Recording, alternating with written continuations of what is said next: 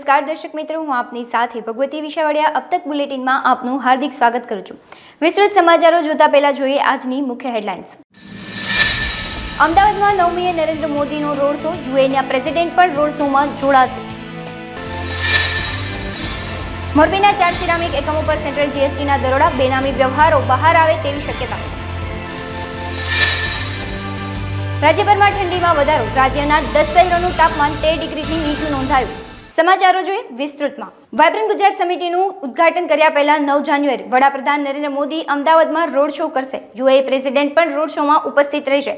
આ road show Ahmedabad એરપોર્ટથી સાબરમતી આશ્રમ સુધી યોજાશે। રોડ શો બાદ બંને દેશના વડા ગાંધીનગર જશે તથા ટ્રેડ શોમાં પણ પીએમ સાથે યુએના પ્રેસિડેન્ટ હાજર રહેશે।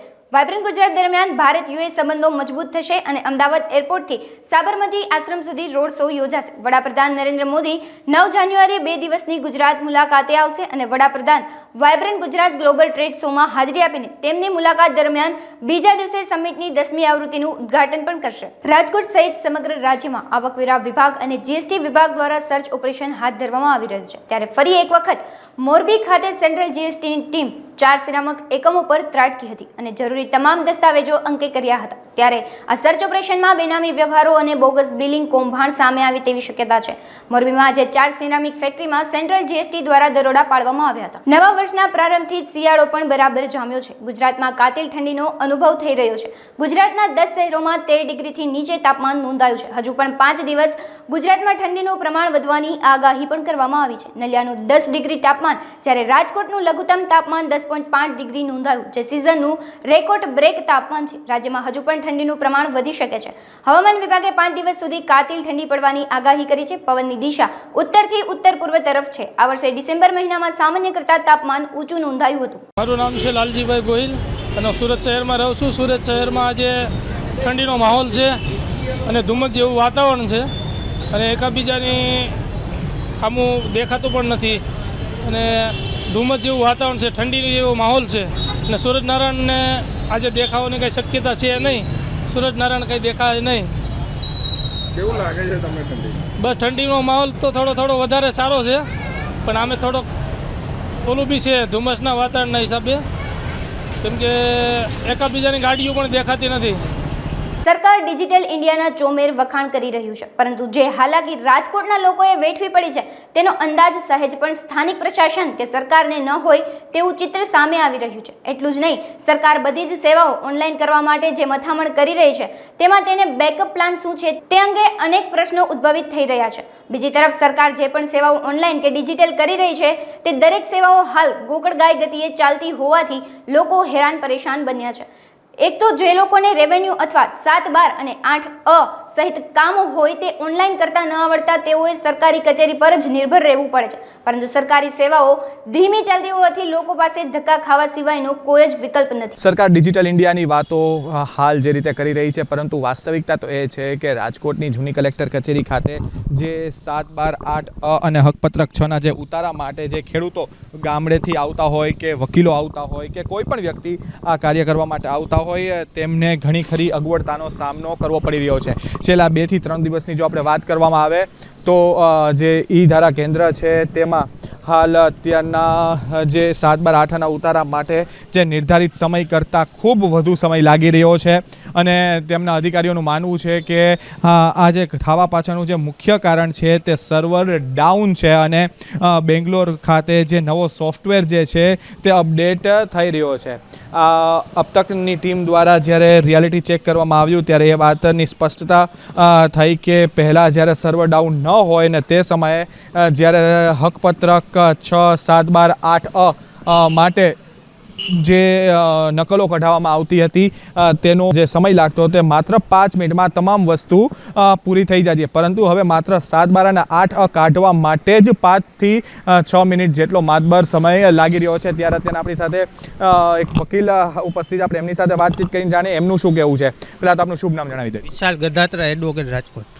વિશાલભાઈ, 7/12, 8A અને હકપત્રક 6ની જે નકલ લેવા આવ્યા છો, શું તકલીફ પડી આપને ઈ ધારા કેન્દ્ર પર? છેલ્લા 10 દિવસથી આ સર્વર સાવ એટલે સાવ સ્લો ને ઠપ જ ચાલે છે। પહેલાં અગાઉના સમયમાં 7/12 કઢાવવા માટે 5 મિનિટમાં આખું પ્રમોલ્ગેશન નીકળી જતું હતું. હાલના તબક્કે સરકારે જે ડિજિટલ પ્લેટફોર્મ ચાલુ કર્યું છે એમાં એ કોઈ પણ 7/12ની નકલ એક નકલ કઢાવવા માટે ઓછામાં ઓછો 15 થી 20 મિનિટનો સમય લાગે છે. આનાથી શું તકલીફ પડી રહી છે આપને? કારણ કે આપ વકીલ છો, આપે સમયાંતરે આપે કોર્ટે જવું પડતું હોય, જે આધાર પુરાવા છે તે રજૂ કરવા પડતા હોય, આમાં સમય લાગે છે તો શું અસર પડે છે? મારો અંતિમ પ્રશ્ન આપ. આમાં સમય લાગે. અમારે કોર્ટમાં 7/12 રજૂ કરવાનું જણાવવામાં આવતું હોય, અમે અહીંયા આવતા હોય પણ અમારે ધક્કા ખાવામાં આવે, એની હિસાબે અમારી મુદત પડી જાય છે. આગળની કોઈ કોર્ટ કાર્યવાહી ચાલતી નથી.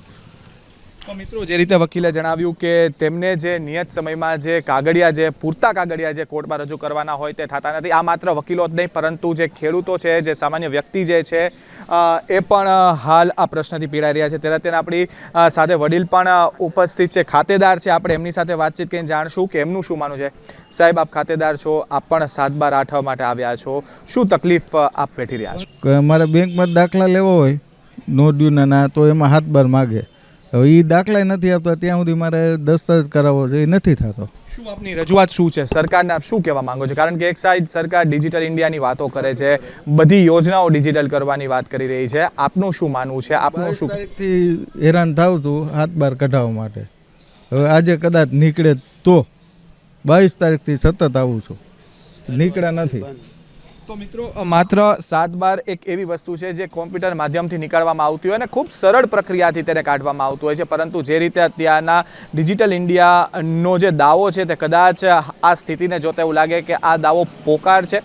ત્યારે સરકાર વધુને વધુ ગંભીરતાથી આ મુદ્દાને ધ્યાને લઈ અને જે લોકોને જે પડતી જે હાલાકી છે, જે મુશ્કેલી છે, તેને દૂર કરે તે માટે અત્યારના વકીલોની સાથોસાથ ખાતેદારો પણ સરકારને રજૂઆત કરી રહ્યા છે. કેમેરામેન મનસુખ રાઠોડ સાથે મારુત ત્રિવેદી, અબ તક ચેનલ, રાજકોટ. સુરત શહેરમાં નર્સિંગ કર્મચારીઓએ વિવિધ પડતર માંગણીઓને લઈને વિરોધ પ્રદર્શન શરૂ કર્યું છે. આ વિરોધ પ્રદર્શનમાં શહેરના 500 નર્સિંગ કર્મચારીઓ જોડાયા હતા. મહાનગરપાલિકા દ્વારા સંચાલિત સ્મીમેર અને મસક્તિ હોસ્પિટલ તેમજ શહેરના તમામ આરોગ્ય કેન્દ્રોના તમામ નર્સિંગ કર્મચારીઓ વિરોધ કરી રહ્યા છે. કર્મચારીઓ દ્વારા સુરત મ્યુનિસિપલ કમિશનરને આવેદન આપવામાં આવશે અને વિરોધ પ્રદર્શન કરી રહેલા કર્મચારીઓ દ્વારા સ્મીમેર હોસ્પિટલમાં ભગવાન શ્રી રામ અને હનુમાન ચાલીસાના પાઠ કરવામાં આવી રહ્યા છે. સદબુદ્ધિ ભગવાન આપે તેવા હેતુથી કર્મચારીઓ દ્વારા વિરોધ કરવામાં આવી રહ્યો છે. અનોખા વિરોધની સાથે કર્મચારીઓ દ્વારા આવેદનપત્રમાં પોતાની માંગણીઓ રજૂ કરવામાં આવી છે. સ્મીમેર હોસ્પિટલ ખાતે આજરોજ ધન્વંતરી દેવના પ્રાર્થના કરીને ભગવાન શ્રી રામની પૂજા અને હનુમાન ચાલીસાનું પઠન કરીને અમે અમારી ઘણા લાંબા સમયની પડતર માંગણીઓ હતી, જે અમે આજે ડીનશ્રી મારફતે સુરત મ્યુનિસિપલ કમિશનરશ્રીને ગાંધી ચિંધ્યા માર્ગે શિસ્ત અને સમયબદ્ધ રીતે આવેદન આપવા માટે એકત્રિત થયેલા છીએ. 400 કરતાં વધારે કર્મચારીઓ સ્મીમેર હોસ્પિટલ તેમજ મસ્કતી હોસ્પિટલ અને શહેરના તમામ આરોગ્ય કેન્દ્રના કર્મચારીઓ. અમારી મુખ્ય માંગણી અત્યારે એ જ છે કે વહેલામાં વહેલી તકે નર્સિંગ કર્મચારીઓની સ્મીમેર હોસ્પિટલમાં ભરતી કરવામાં આવે. 2015થી અત્યાર સુધીના છેલ્લા 9 થી 10 વર્ષમાં એક પણ ભરતી કરવામાં આવેલ નથી. અમારી બીજી મુખ્ય માંગણી એ છે કે નર્સિંગ એલાઉન્સ ગુજરાત સરકાર તેમજ ભારતભરના સમગ્ર રાજ્યોમાં સરકારી હોસ્પિટલો તેમજ પીએચસી, સીએચસી હોય કે પછી જીએમઈઆરએસ હોસ્પિટલ હોય કે અન્ય મહાનગરપાલિકામાં પણ નર્સિંગ એલાઉન્સ ચૂકવવામાં આવે છે, જે આજ દિવસ સુધી સુરત મહાનગરપાલિકાની કોઈપણ હોસ્પિટલ કે શહેરી આરોગ્ય કેન્દ્રમાં ચૂકવવામાં નથી આવતું, તો તે નર્સિંગ એલાઉન્સ ચાલુ કરવામાં આવે. અમારી ત્રીજી માંગણી એવી છે કે નર્સિંગ એલાઉન્સ અને યુનિફોર્મ એલાઉન્સમાં વધારો કરવામાં આવે. વર્ષ 2021માં ગુજરાત સરકાર તેમજ વર્ષ ફેબ્રુઆરી 2022થી અમદાવાદ મ્યુનિસિપલ કોર્પોરેશન તેમજ અન્ય મહાનગરપાલિકાઓ, કામદાર રાજ્ય વીમા યોજના, જનરલ હોસ્પિટલની અન્ય હોસ્પિટલો તેમજ જીએમઈઆરએસની તમામ હોસ્પિટલોમાં જે યુનિફોર્મ અને વોશિંગ એલાઉન્સમાં વધારો થયેલ છે તે અમને પણ મળવાપાત્ર હોય છે. રાજકોટ જિલ્લા પંચાયતની વર્ષ 2024ની પ્રથમ સામાન્ય સભા યોજાઈ હતી, જેમાં જિલ્લા પંચાયતના પ્રમુખના અધ્યક્ષસ્થાને 7.43 કરોડ રૂપિયાના વિકાસ કામોને સર્વાનુમતે બહાલી આપવામાં આવી હતી, જેમાં મુખ્યત્વે સફાઈ કામ અને પાણીના કામોનો સમાવેશ કરવામાં આવ્યો હતો. વર્ષ 2024થી પ્રથમ સામાન્ય સભા હોવાના પગલે શાસક પક્ષ અને વિપક્ષ દ્વારા અધિકારીઓને આડે હાથ લેવામાં આવ્યા હતા અને વિવિધ ક્ષેત્રમાં જેવા કે પશુપાલન, શિક્ષણ અને રોડ રસ્તાના કામો અંગે પ્રશ્નો પણ પૂછવામાં આવ્યા હતા, જેનો જવાબ આપવામાં અધિકારીઓ પણ ઉણા ઉતર્યા હતા. જિલ્લા પંચાયતના પ્રમુખ દ્વારા અધિકારીઓને તાકીદ પણ કરવામાં આવી હતી કે જે પડતર કામો છે તેને ઝડપભેર પૂર્ણ કરવામાં આવે અને જિલ્લા કક્ષા અને તાલુકા કક્ષાનું શિક્ષણ સ્તર ઊંચું લાવવામાં આવે. 7 કરોડ 43 લાખનું જે સફાઈ કામ અને પાણીના કામો તેના માટે આજે બજેટ છે. પણ જો શિક્ષણમાં થાય એવું જે મા બાપ જ સ્કૂલમાં ન મોકલે તો બાળકને ક્યાંથી આવડે એવું હું કહું એવું શક્યતા જ નથી કે કોઈ ટીચર એટલું તો શીખડાવતા જ હોય વાંચતા લખતા, પણ આજે જે માતા પિતાએ જે લેવી જોઈએ ફરજ એ ચૂકી જાય છે. એના કામમાં હોય ને બાળકો એની રીતે હોય.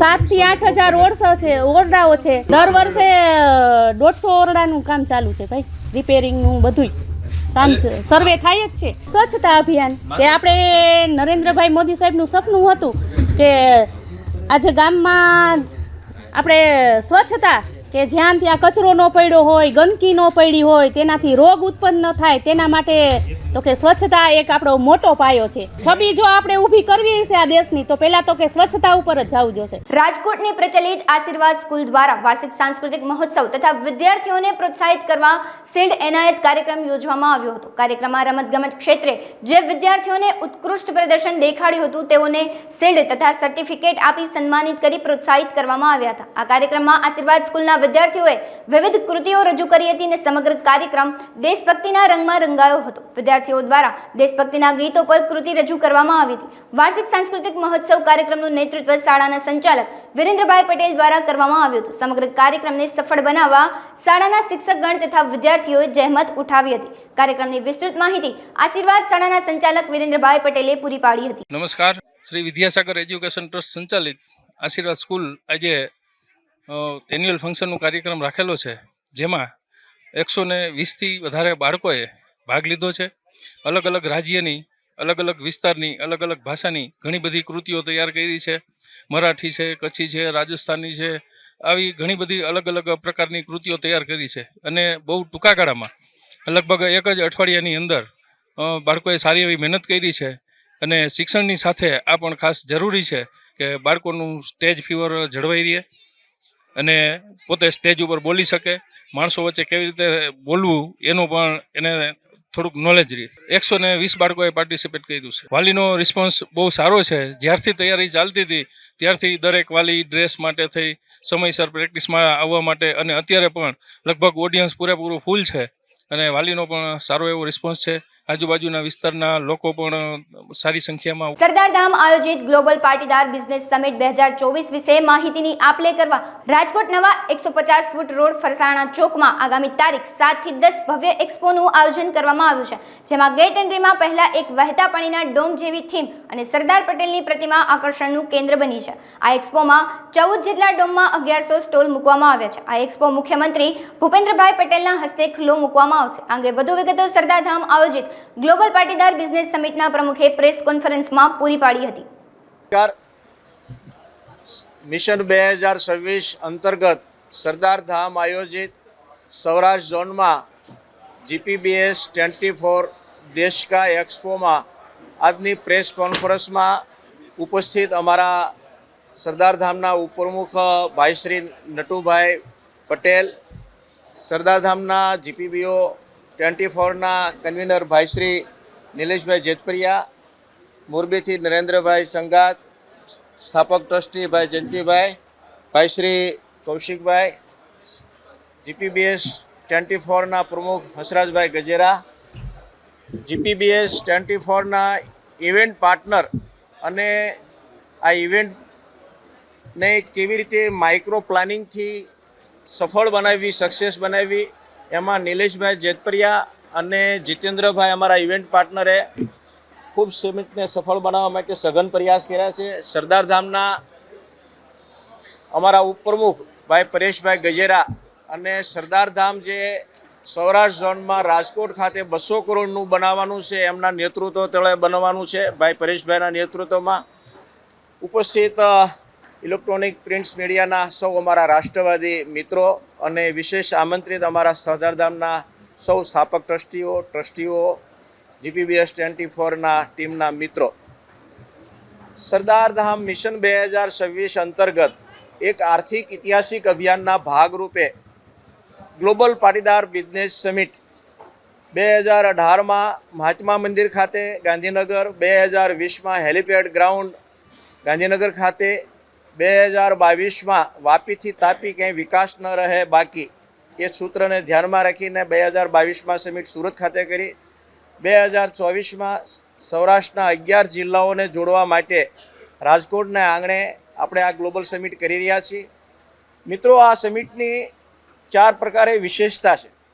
રાજકોટ જિલ્લા આહિર કર્મચારી મંડળ દ્વારા 2022-23ની હિસાબી સાધારણ સભાનું આયોજન આગામી 7 જાન્યુઆરીના રોજ કરવામાં આવ્યું છે, જેમાં તેજસ્વી તારલાઓનું સન્માન, નિવૃત્ત થયેલ કર્મચારીઓનું સન્માન સાથે આહિર સમાજના ક્લાસ 1-2 તરીકે નિમણૂક પામેલા અધિકારીઓનું સન્માન થવા જઈ રહ્યું છે તથા આ તકે ધારાસભ્ય સહિતના મહાનુભાવો પણ ઉપસ્થિત રહેશે, જેની વધુ વિગતો પ્રતિનિધિ મંડળે અબતક મીડિયા હાઉસની મુલાકાત લઈ પૂરી પાડી હતી.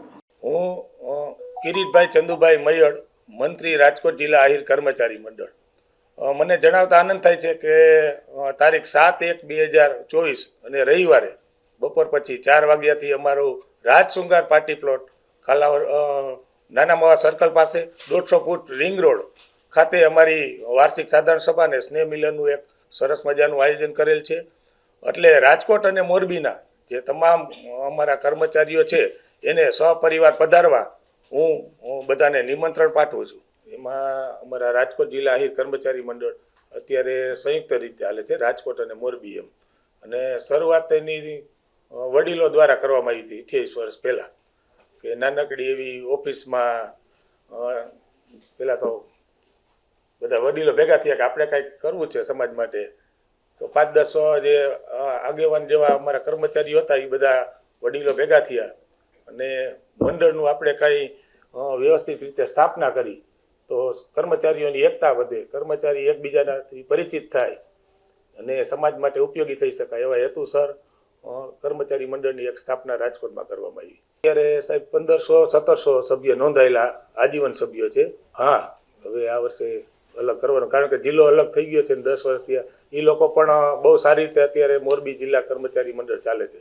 અમારા મંડળ દ્વારા અત્યારે દાખલા તરીકે હમણાં જ આપણે શિક્ષણ વિભાગમાં આરટી અંતર્ગત બાળકોને એડમિશન મળે છે, તો અમારા કર્મચારી મંડળ દ્વારા એ માર્ગદર્શન આપી અને બાળકોને વધુ આરટીમાં એડમિશન મળે એ માટે પ્રયત્ન કરી છે. ક્લાસ 1-2 અને જે સરકારી નોકરી ક્લાસ 3-4 બધા માટે માર્ગદર્શનની જ્યારે જરૂર પડે છે ત્યારે અમારા કર્મચારી મંડળના જે કર્મચારીઓ છે ક્લાસ 1-2 છે જે માર્ગદર્શન આપી શકે તેવા વડીલો દ્વારા માર્ગદર્શન પણ સમાજને આપવામાં આવે છે. એના માટે અમે એવું કરીએ છીએ કે ઓનલાઈન જે વેબિનાર થતા હોય છે, પ્લસ અમારા જે તાલુકા લેવલે પણ જઈ અને ગ્રામ્ય લેવલે પણ જઈ અને એના માટેના માર્ગદર્શન શિબિરો પણ ગોઠવીએ છીએ. પછી જ્યારે પણ રાજકોટમાં આપણું તમે વાત કરી એમ કે સૌરાષ્ટ્રનું હબ છે, તો જ્યારે કોઈ મોટી ભરતી આવતી હોય સરકારની, એમાં ખાસ તો પોલીસ વિભાગની કે એસઆરપીની કે જ્યાં ફિઝિકલી પણ દોડ ને આવી બધી જરૂર પડે છે, ત્યારે રાજકોટમાં ઉતારા માટેની વ્યવસ્થા પણ બહારથી આવતા હોય સમાજના.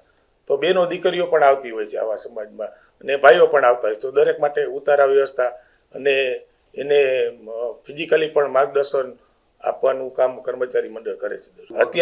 અત્યારે અમારે રાજકોટ જિલ્લા આહિર કર્મચારી મંડળની કાલાવ રોડ ઉપર જે સારા પોસ્ટ વિસ્તાર કહી શકાય એવા કાલાવ રોડ ઉપર રિવેરા એવું બિલ્ડિંગ છે, ત્યાં અમારી 207 નંબરમાં ત્યાં અમારી એક સરસ મજાની આધુનિક કહી શકાય એવી એક ઓફિસ અત્યારે થઈ ગઈ છે.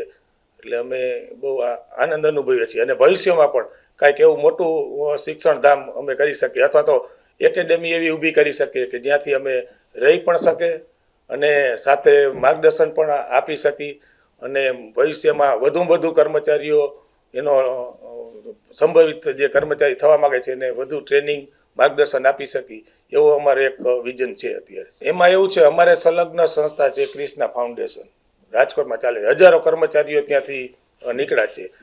એની અંદર મોટાભાગના અમારા કર્મચારીઓ છે એ સંકળાયેલા છે. એટલે અત્યારે એ તો સમાજને અમે ભેટ આપી જ છે કે હજારો કર્મચારીઓ ત્યાં ક્રિષ્ના ફાઉન્ડેશનમાંથી નીકળી અને બહાર ગયા છે. અમને જણાવતા સાહેબ આનંદ થશે કે અત્યારે અમારા પૂર્વ પ્રમુખ ભેડા સાહેબ છે, એમના બે દીકરા બંને દીકરા ગુજરાત માટે ગૌરવ કહી શકાય એવા એક જ પરિવારમાંથી 2 દીકરા યુપીએસસી પાસ કરેલ છે, યુઆરએસ ને યુપીએસસી પાસ કરેલ છે. પાટણ સાંતલપુર તાલુકાના દાતરાણા ગામમાં વિકસિત ભારત સંકલ્પ યાત્રા રથનું દાતરાણા ગામમાં ઉષ્માભેર સ્વાગત કરવામાં આવ્યું હતું. વિકસિત ભારત સંકલ્પ યાત્રા રથના માધ્યમથી સાંતલપુર તાલુકાના ગ્રામ્ય સ્તરના છેવાડાના માનવી સુધી સરકારની કલ્યાણકારી યોજનાઓનો લાભ પહોંચી રહ્યો છે. આ પ્રસંગે તાલુકા વિકાસ અધિકારી ભાવસર સાહેબ અને નાયબ મામલતદાર, તાલુકા પંચાયત ધારાસભ્ય શાળાના આચાર્ય અને શાળાનો સ્ટાફ અને અન્ય મહાનુભાવો ઉપસ્થિત રહ્યા હતા. ઘર આંગણે તમામ 17 પ્રકારની યોજનાઓની માહિતી આપવામાં આવી હતી અને આ પ્રસંગે આવેલા મહેમાનોનું ભવ્ય સ્વાગત પણ કરવામાં આવ્યું હતું. આ પ્રસંગે શાળાના વિદ્યાર્થીઓ દ્વારા નાટક રજૂ કરી પ્રાકૃતિક ખેતી માટે માર્ગદર્શન પૂરું પાડવામાં આવ્યું હતું. મારું આખું નામ આહિર ખોડાભાઈ રામભાઈ, દાત્રણા ઉપસરપંચ.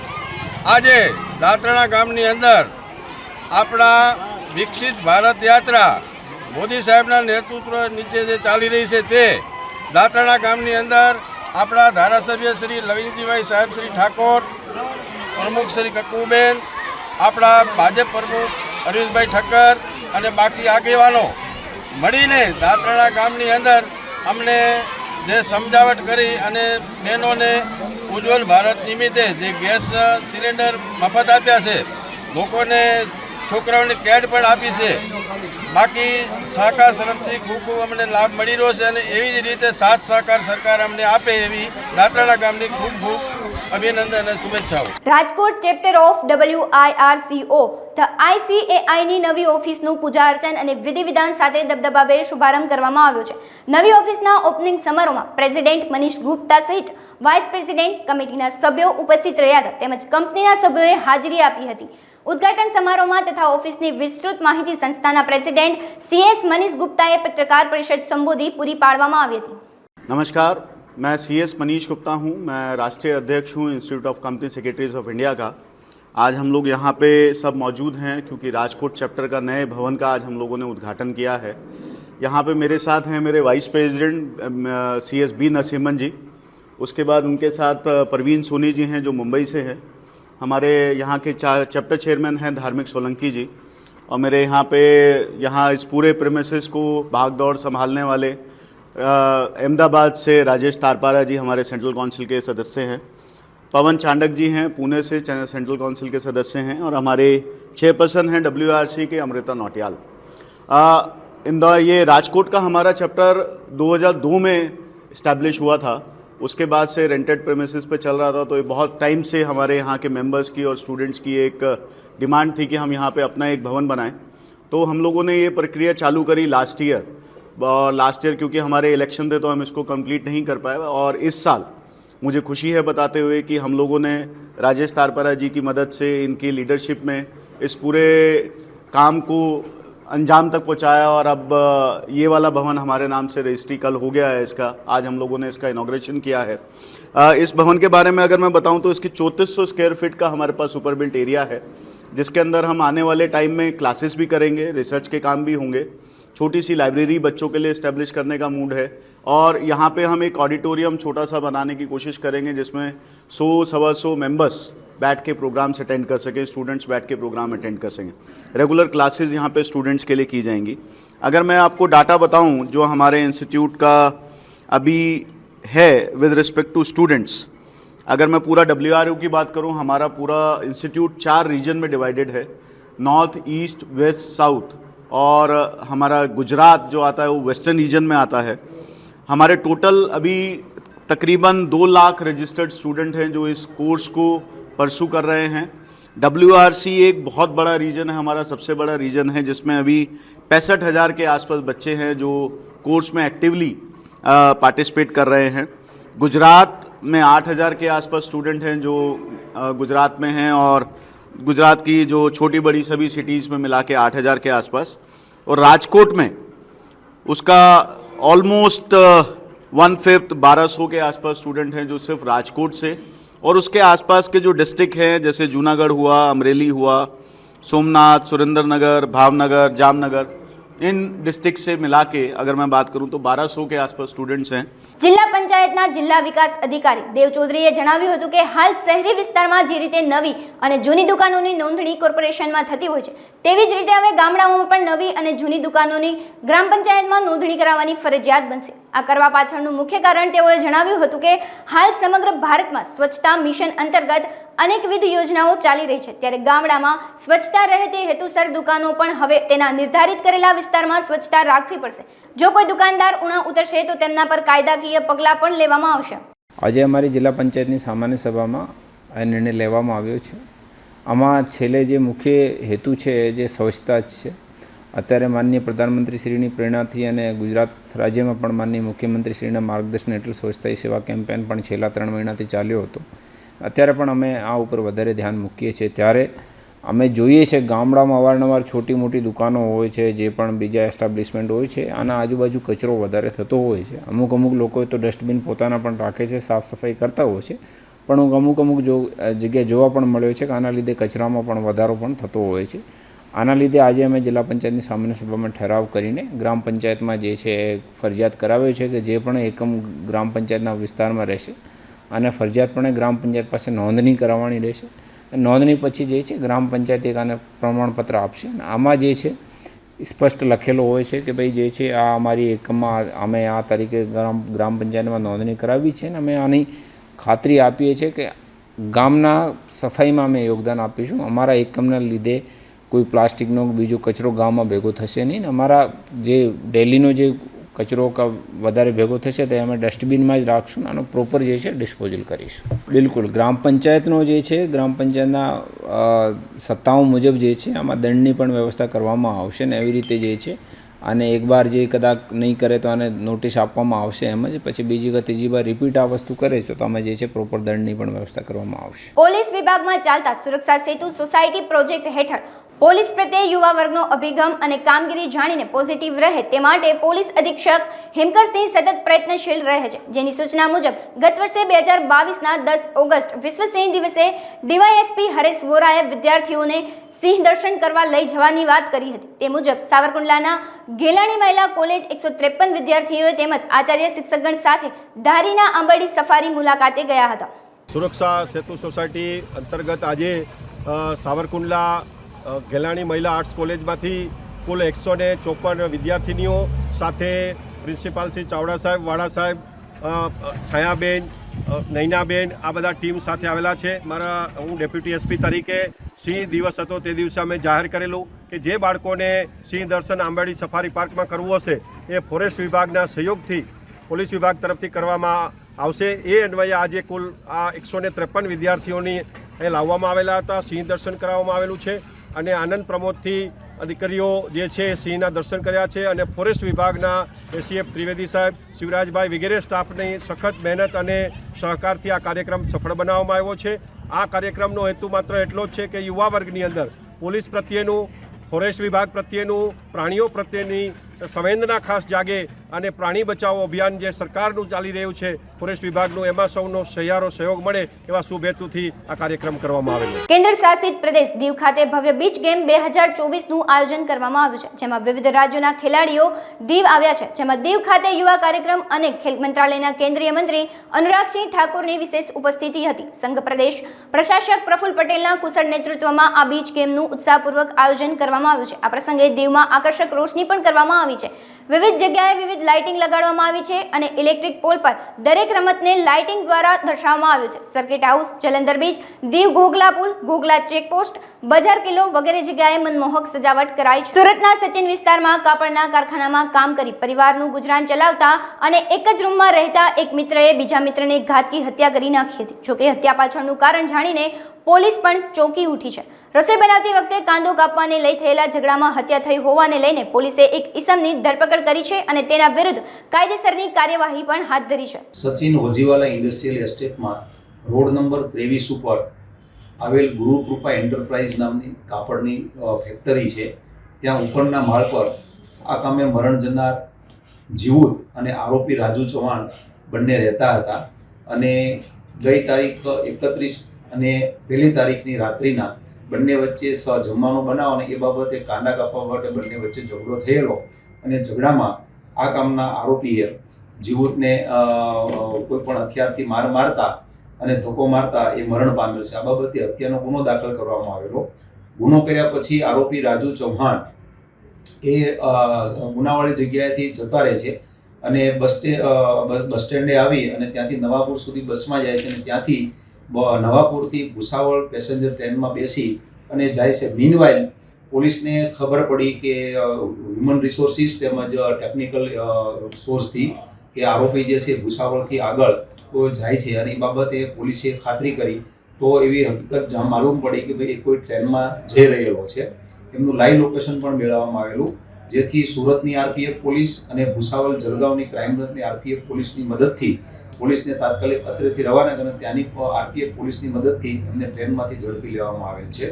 આ બાબતે તપાસ ચાલુ છે. ભુજ સિટી સર્વે કચેરીમાં હાલમાં મિલકત ધારકો માટે પ્રોપર્ટી કાર્ડ બનાવવાની ઝુંબેશ વ્યાપક રૂપે ચાલી રહી છે. ભુજમાં પોતાની માલિકીના મકાન ધરાવનારોએ મિલકતના પ્રોપર્ટી કાર્ડ ન બન્યા હોય કે ન બનાવ્યા હોય તે અંગે દસ્તાવેજની નકલ રજૂ કરવી પડશે, જેથી ડોક્યુમેન્ટ પૂર્ણ હોય તો પ્રોપર્ટી કાર્ડ 35 દિવસની અંદર બની શકશે.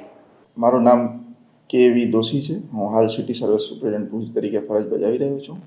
હાલ સિટી સર્વે કચેરીમાં ઝુંબેશ રૂપે પ્રોપર્ટી કાર્ડ બનાવવાની તથા ગામ નમૂના નંબર 2ની વસૂલાત અંગેની કાર્યવાહી ચાલે છે. સિટી સર્વે કચેરી ભુજમાં અંદાજે હાલ સુધી 1.5 લાખ જેટલા પ્રોપર્ટી કાર્ડ બની ગયા છે તથા વધુમાં વધુ નાગરિકોને પ્રોપર્ટી કાર્ડ મળી રહે તે માટે ઝુંબેશ રૂપે હાલ પણ કાર્યવાહી ચાલુ છે. તેથી નાગરિકો સિટી સર્વે કચેરીનો સંપર્ક કરીને પ્રોપર્ટી કાર્ડ બનાવવાની કાર્યવાહી કરી શકે છે. તેમજ હાલમાં ઝુંબેશ રૂપે ગામ નમૂના નંબર 2ની વસૂલાત અંગેની પણ કાર્યવાહી ચાલુમાં છે. તે માટે મિલકત ધારકોને નો ડ્યુ સર્ટિફિકેટ મળી રહે તે માટે મિલકત વેરો સિટી સર્વે કચેરીમાં ભરી જવા સૌને અપીલ કરવામાં આવે છે. વધુમાં જણાવવાનું કે હાલ સ્વામિત્વ યોજના અંતર્ગત તમામ ગામોનું ડ્રોન ફ્લાઇટ દ્વારા સર્વે કરવામાં આવે છે તથા તેમનો પણ નજીકના સમયમાં તમામ જિલ્લાના તમામ ગામોને પ્રોપર્ટી કાર્ડ બની રહે અને મળે તેવી કાર્યવાહી હાથ ચાલુમાં છે. પ્રોપર્ટી કાર્ડ માટે હાલ બિનખેતીના હુકમ આધારે ડાયરેક્ટ પ્રોપર્ટી કાર્ડ જનરેટ થઈ શકે છે તથા તેમને જે પણ ટ્રાન્ઝેક્શન કર્યા હોય તેના દસ્તાવેજ રજૂ કર્યાથી એમનું પ્રોપર્ટી કાર્ડ બનાવવામાં આવશે. દસ્તાવેજ રજૂ કર્યાથી બિનખેતી હુકમે તો ડાયરેક્ટ મૂળ ધારકનું નામ તો ડાયરેક્ટ ડેટા એન્ટ્રી કરીને બીજા જ દિવસે આવી જશે. ત્યારબાદ જે એક 35 દિવસનો નોટિસ પીરિયડ હોય છે તે આધારે નોંધ દાખલ કરીને મિલકત ધારકનું નામ તેની અંદર આવી જશે. હાલ સમાચારોમાં બસ આટલું જ. વધુ સમાચારો જોવા માટે તમે જોતા રહો અબ તક. નમસ્કાર.